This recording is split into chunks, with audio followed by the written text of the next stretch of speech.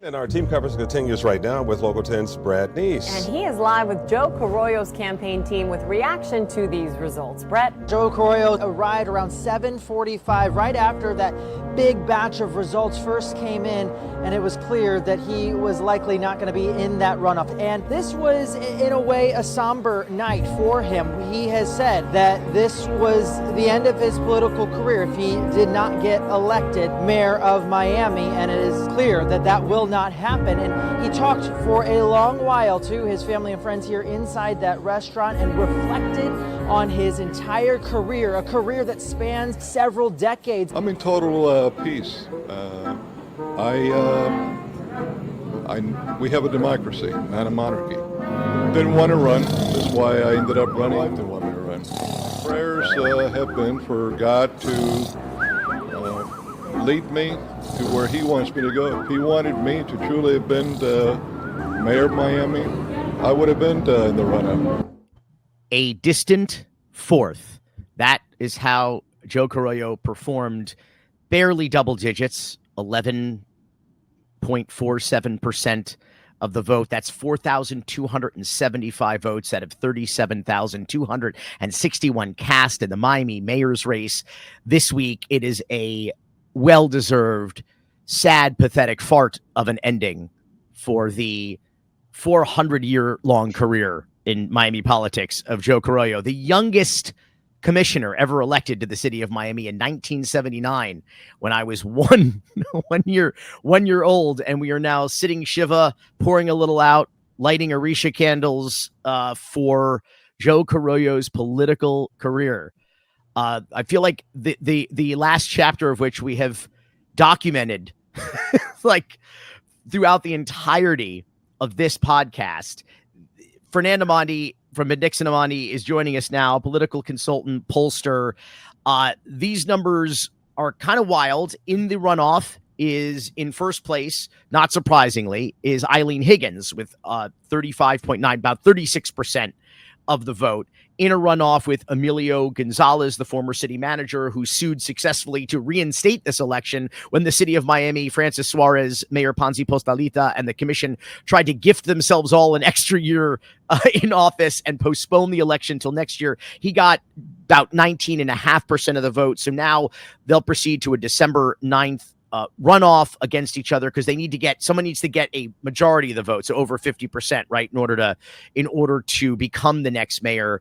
But something happened really nationwide, a bit of a blue wave that usually I say Florida is immune to the sanity and reason and trends of the rest of the country and the national mood and electorate. But the state of play very much went blue this week in the United States, and apparently Miami is in the United States.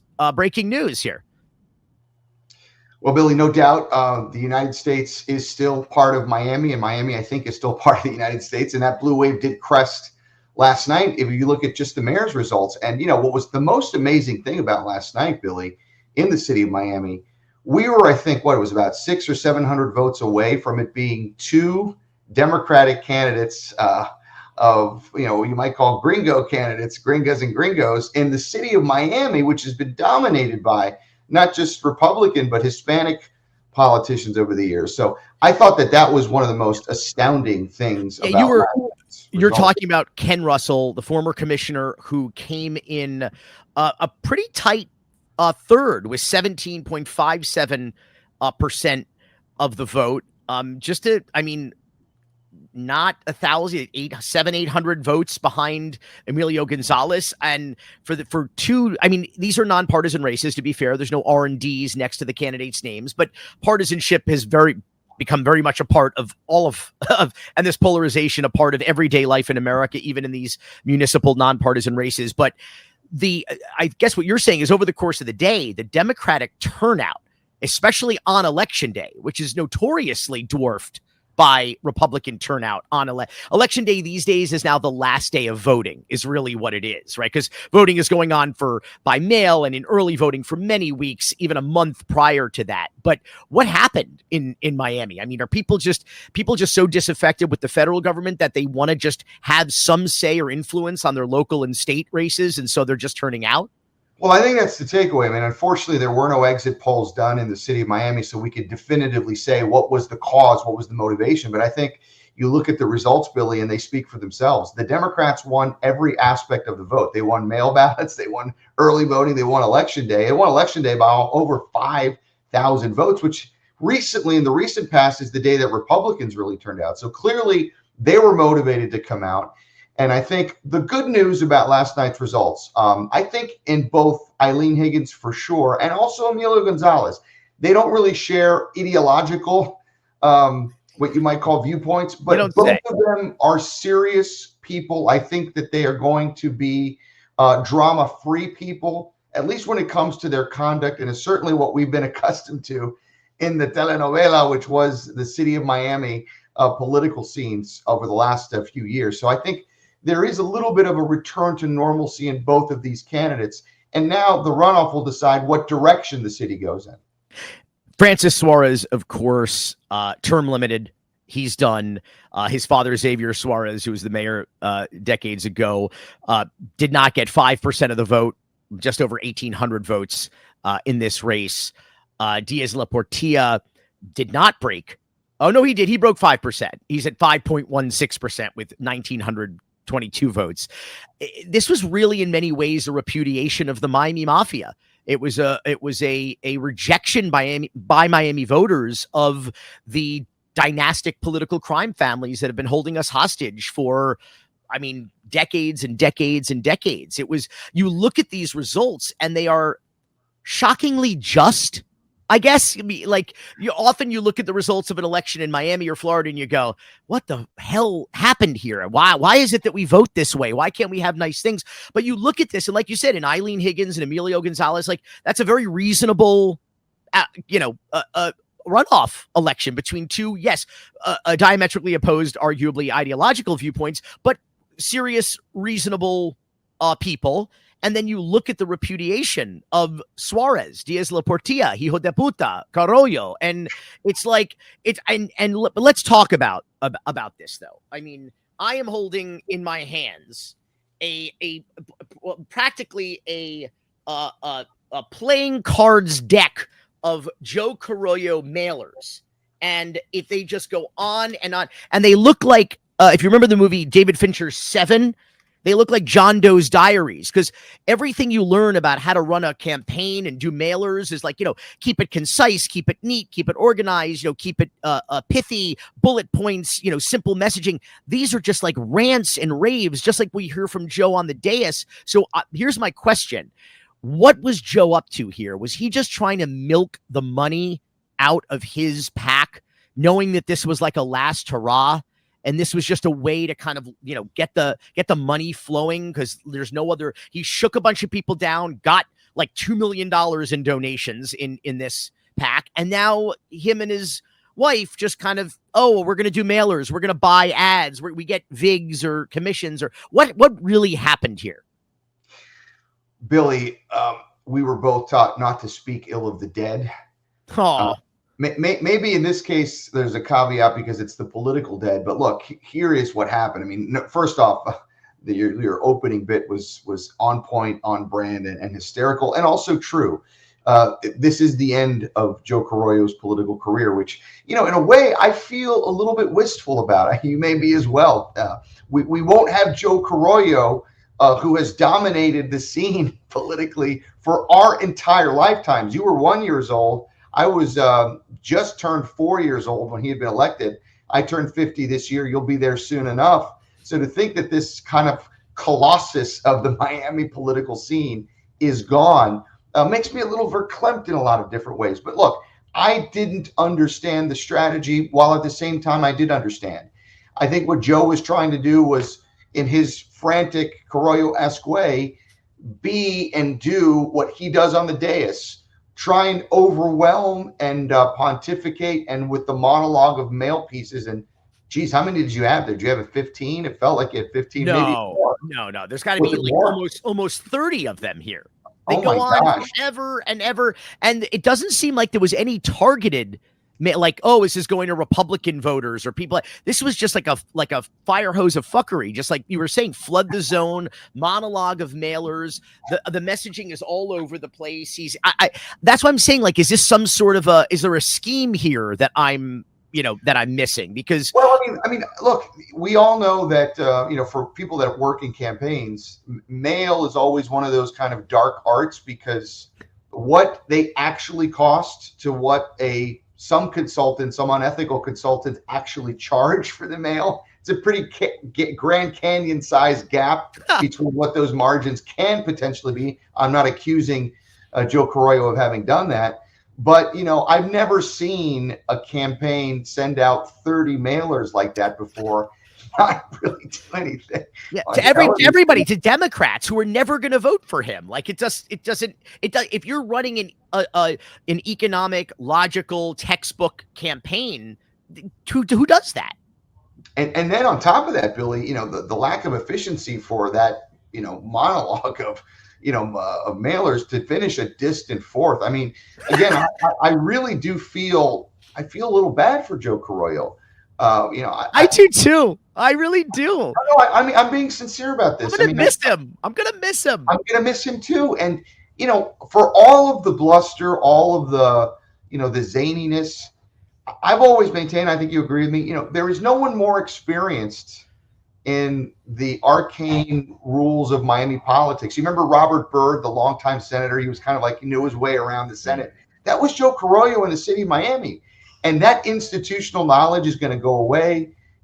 His very crafty, clever interpretation. I think Joe Carollo actually is to be commended for one thing, Billy. He came up with a viewpoint of the scam to try and delay the elections. The argument that it was going to increase turnout. Remember, that was the big thing. Turnout was going to be increased.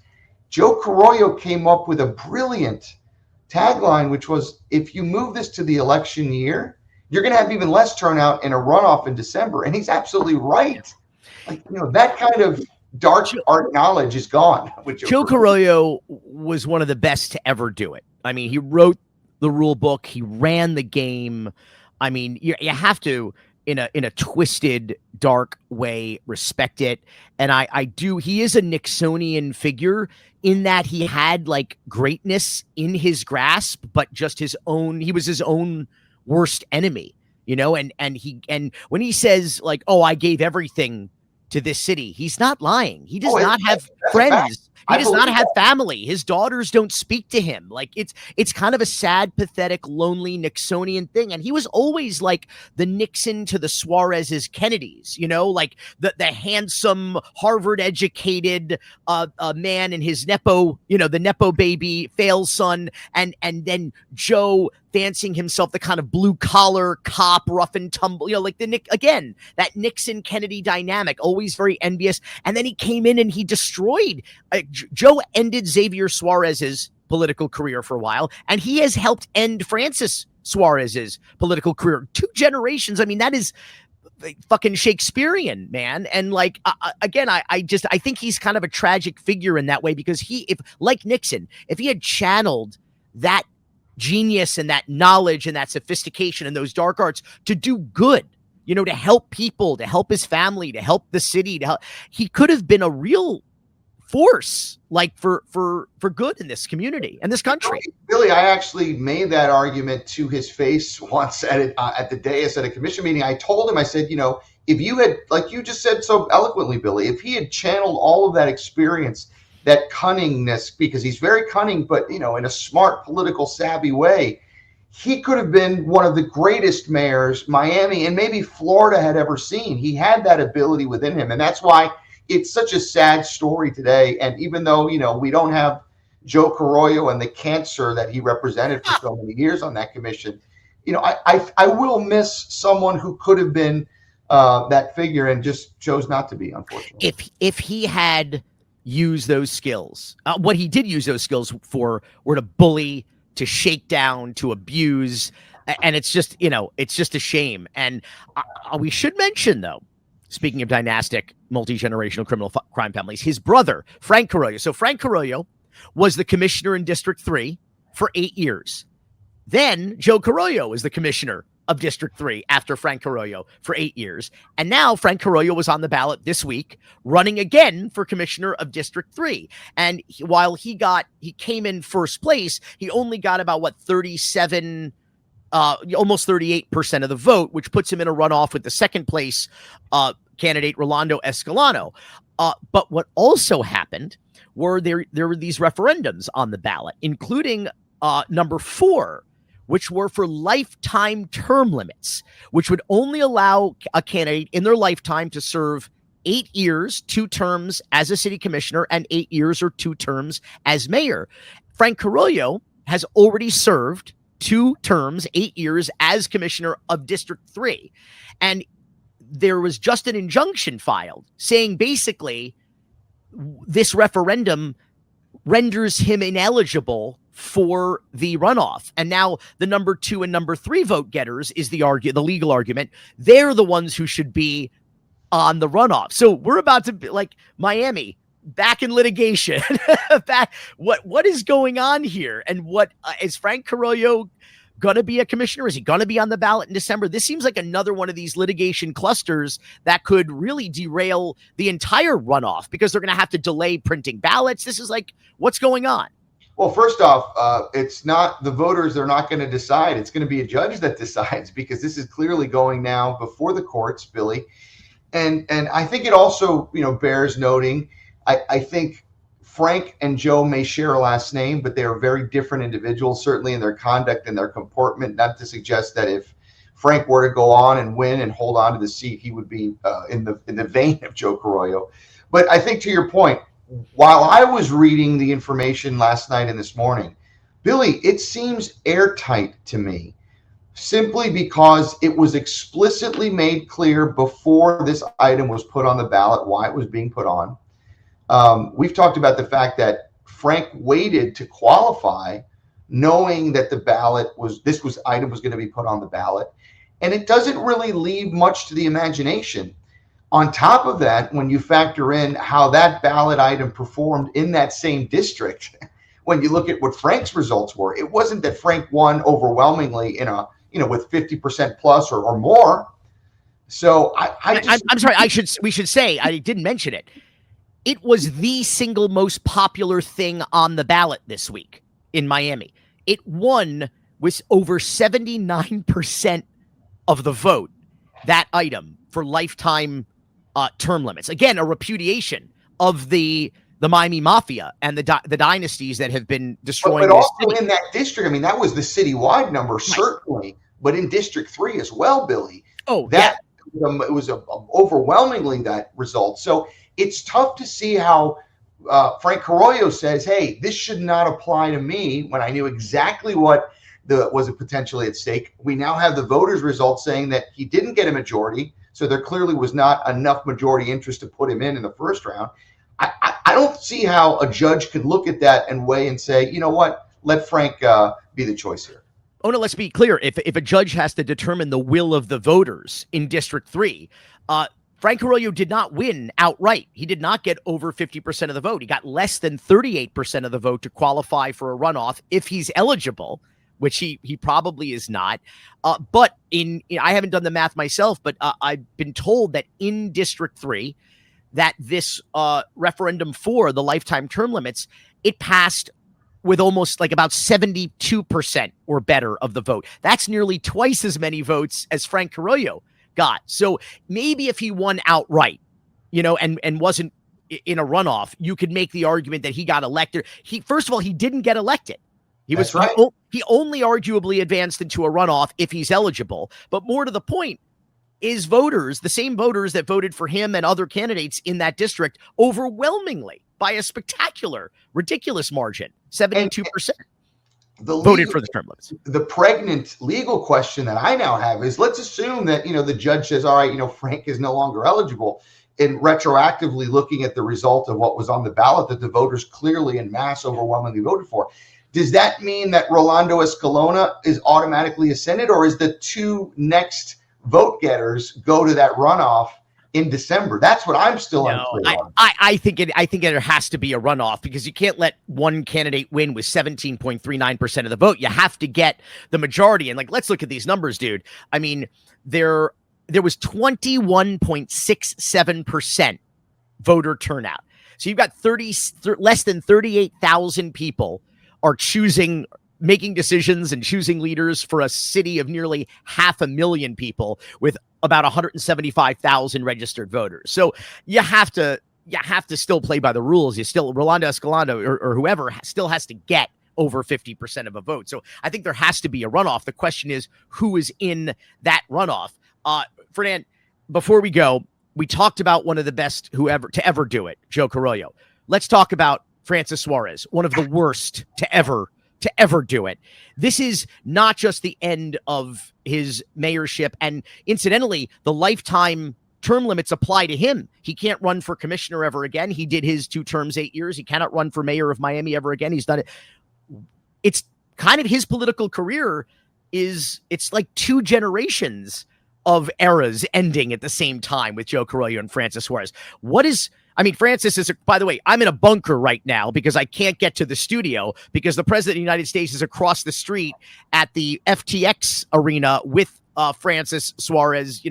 He's there touting his economic agenda, by the way, at the American Business Forum, which I'm pretty sure there was a referendum this week at the ballot box on his economic agenda. Let's set that aside for a moment. What do you say about I'm predicting the end, at least for now, of Francis Suarez's career. Remember, Joe, you referred to Joe as a cancer, but that was a very apt metaphor because he would go into remission, right? And he would disappear for 10 years and then he'd come back to kill us again, like in Doral and in Miami. But the reason why Joe's done is because he doesn't have another decade. He burns all of his bridges. He comes out, he screws everybody over. He reminds everybody of who he is, and then he has to disappear. But he's pretty old at this point. He doesn't have a decade to disappear and then come back and fool the transient population and lack of institutional memory of Miamians. But Francis does have that kind of time. So I believe he could disappear for 10 years and maybe try to come back and con everybody again. But what's next for Francis? Well, Mayor Ponce Potalita. We could devote another podcast conversation to this, but I'll try and sum it up this quickly. Look, the one difference now for Francis is, unlike a lot of these other people that keep coming back, Francis is leaving this office an extraordinarily wealthy man. His net worth has gone, I think, negative 60,000 to an excess of 12 million. Those may be conservative estimates, by the way. Negative 100,000 when he first was elected as city commissioner 16 years ago. By the way, that's not a lot of Americans have a net worth of negative $100,000. That's not an uncommon debt, but he went from that to 12 million. Well, I think the lesson is, crime may not pay, but City of Miami politics does, clearly. What's the difference? What's the difference? But the difference in this case for Francis is, when you didn't really have a pot to piss in before, you might want to come back to political office. But, he's clearly cashed out in a way that I've never seen anybody do in this job. So that's one factor. He could maybe enjoy his millions, especially if he invests wisely and he doesn't get indicted for anything. The other option is that, of course, he does look at a future run, and he's certainly young enough to do so. I just do not see an opportunity in the immediate future other than the following, Billy. The one that is kind of staring, I think, Francis in the face is the open seat county mayor position in 2028, which is actually a real job. Francis, to his credit, turned kind of a weak City of Miami mayor where he checked out, I think, 2 years into the gig, into the ultimate visitors and conventions bureau gig, right? Like he's the biggest marketer promoter. But the county job, he's a mascot who thinks he's the head coach. That's right. That's exactly right. Dolphin Denny, right? Not Don Shula. That's not even the mascot. That's just a weird guy in the stands. That's right. So I think I would not say we can close the book on Francis, but to bring a bookend to this conversation, Billy, I do also think we have to look at last night as the end of not just an era, but the end of a time. What made the City of Miami election so exciting in one respect for me and you and us longtime history watchers was it was the ultimate back to the future election. You had Joe Carollo, Xavier Suarez, Diaz La Portilla, running and engaging in this race again. The voters of Miami consigned that to the dustbin of history last night we will never see their kind again. Amen. On that note, mic drop. Fernand Armandi, this has been a wild run. It really does feel like the end of something. Like you can actually kind of feel it, like a weight lifted, just sort of like I just feel different this week after all of that. I know you do too. We should go to Flanagan's about it. So Don't we always? Don't we always? Fernand, thanks so much. Thank you, Billy. Freedom fighter, snitch, cocaine cowboy. If Miami had a Mount Rushmore of hustlers, spies, and killers, Ricardo Monkey Morales would be front and center, cigar in one hand, gun in the other, and a Mona Lisa smile that said he knew more than you ever would. Born in Cuba, Morales started out as one of Fidel Castro's intelligence guys, a true believer, but like most true believers in Cuba, it didn't take long before he became a true defector. He ditched the revolution, fled to the United States, and got himself a new gig working against Castro. It was the middle of the Cold War, and Miami was ground zero for every crazy scheme the CIA could dream up. Morales fit right in, part spy, part soldier, part sociopath. The apocryphal tale goes that he got his nickname Monkey because he could climb, fight, and wiggle his way out of anything. He trained Cuban exiles, ran guns, pulled off covert ops that sound like rejected Bond scripts, only bloodier and cheaper. One day he's on the CIA payroll. The next he's cutting deals with drug smugglers and mobsters. He was a patriot in the morning and a criminal by happy hour. And by the late 70s, Monkey had traded ideology for income. He became an informant for the cops, the kind that would help them bust bad guys while moonlighting as one. And Miami was a madhouse of cocaine, corruption, and chaos. And Monkey was in the middle of all of it, cashing checks from every direction. In 1982, his luck ran out. Monkey was shot dead in a Miami bar, the city's unofficial retirement plan for guys like him. No one was surprised, no one talked, and no one was caught. He left behind a trail of secrets, lies, and conspiracy theories that stretch from Havana to Washington to the grassy knoll in Dallas on November 22nd, 1963. Ricardo Monkey Morales wasn't just a product of his time, he was his time. Cold War paranoia, Cuban exile fury, and Miami Vice all rolled into one very dangerous man. And he is on a very short list of people I wish I could have interviewed in his lifetime and mine. Monkey also left behind a family, including 4 kids. And Ricardo Morales Jr. joins us now to discuss his long overdue book about his father, Monkey Morales, along with his co-author, Sean Oliver. Gentlemen, thank you so much for being here on Because Miami. This is like the ultimate Because Miami, because Monkey Morales is the ultimate Miami character of like all time. So, Rick, I want to start with you. What do people need to know about your father who know nothing about your father? My father was a very interesting man. He had quite a life growing up in Cuba. His father was a judge, so they were deep in the Batista regime. So when Castro took over, he stayed behind as a G2 agent to see what would happen. And then when he finally figured out Castro was going communist, he took off. He killed somebody who came to kill him and then made it to the Brazilian embassy to get out of Cuba, which took like 92 days, I think, or something. That's always the desired outcome, right? To kill the person who comes to kill you. Right. He found out they were coming to kill him, and he killed him instead and got out of Dodge. But he left the country with one desire, and that was to go back to Cuba, to fight for Cuba, and to do whatever he could to overthrow the Castro regime. And what did that include, Rick?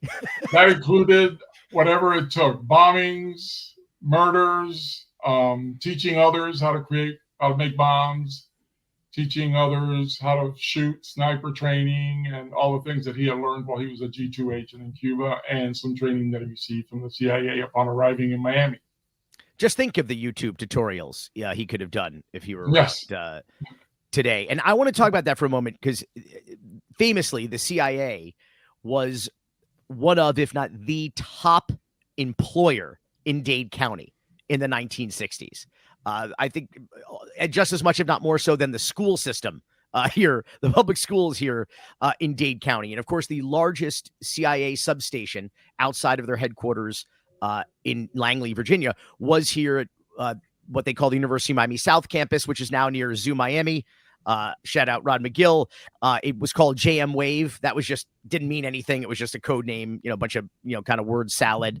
But people say, how is the CIA operating in the United States? They don't operate on, in the country. That's the FBI. The CIA is international. And it's because Miami was effectively designated foreign soil for the purpose of CIA operations in that era. So can you talk a little bit about his involvement with the CIA and how he sort of gets wrapped up in some of these JFK assassination conspiracy theories? Yeah, he upon arrival in Miami, the CIA recruits a lot of Cubans into a team called Op 40. So they recruit like the Villaverde brothers. They recruit Barry Seal, famously an American-made movie by Tom Cruise, as Op 40. So they recruit all these Cubans that have specialties: bomb making, snipers, pilots. They need pilots for the upcoming Bay of Pigs invasion, supposedly that they were going to give air cover for. So they're training all these Cubans for future incursions back into Cuba, and they're receiving all this training, and they're receiving explosives and everything, access to bombs from the CIA. Sean, I think Rick's being coy. Did his father assassinate John F. Kennedy? Well, we're never going to, no matter how many documents become declassified, is anyone foolish enough to think that line about anybody is ever going to be in a document. One of the things gleaned from going through the thousands and thousands of FBI, CIA, White House memos that we had for this story was the lengths that the government goes to keep their name off of anything that shouldn't be there. Thus, Brigade 2506, Operation 40, the 1,500 Cubans come here and fall into the waiting arms of the CIA. They're trained here. They're sent back. They're uniformed here in green with no flag on it, green, and then sent back down there to create what was to look like an insurgence from the inside, right? And of course, Bay of Pigs happens. These Cubans unwittingly look skyward to see where the backup is coming in, and there's nothing. So once again, in the effort for us to remain uninvolved on paper, we have the Bay of Pigs and Op 40, and that entire part of this story is just a microcosm for how our government has continued to deal with it.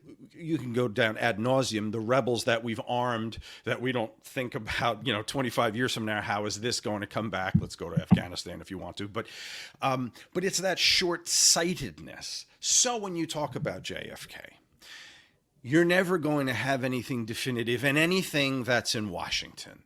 So the best you can do is connect dots with people who have stories to tell. And Rick's story to tell was something his father told him when he was out shooting with his brother. And he talked about just having run into, unknowingly at the time, this American. There were a couple of Americans down there. We mentioned Barry Seal, Frank Sturgis also.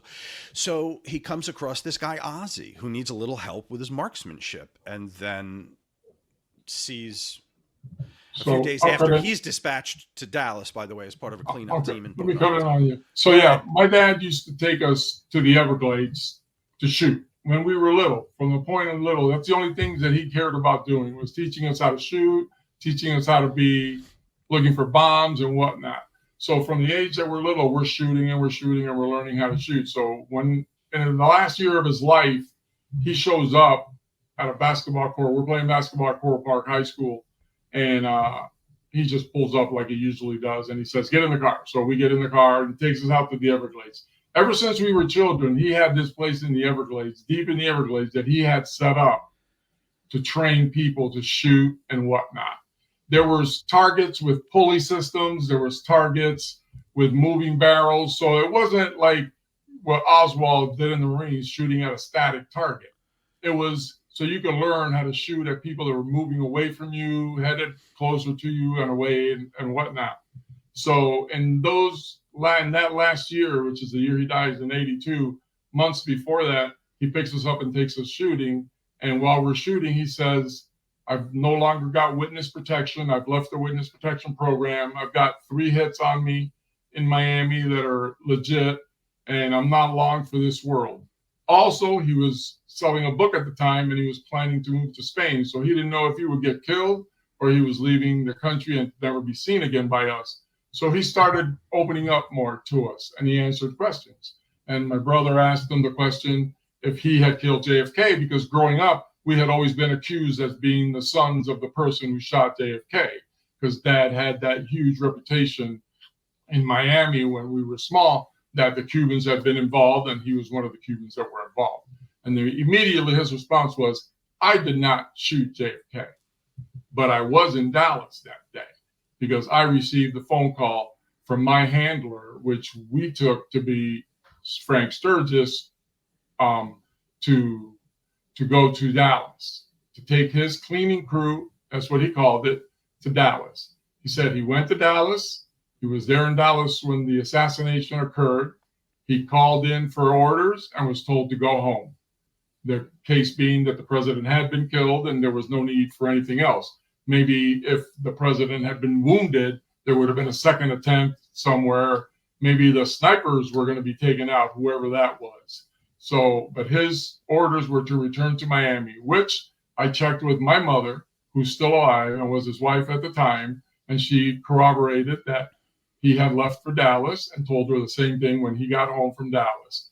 And the other thing that he told us was that we asked him, do you think Oswald was the lone shooter? And he said there is no way that individual could pull off those shots, because he said he didn't know him at the time. He saw the paper after the assassination, sees the face, and goes, I know this guy. He was at one of my camps in the Everglades, and he was practicing shooting.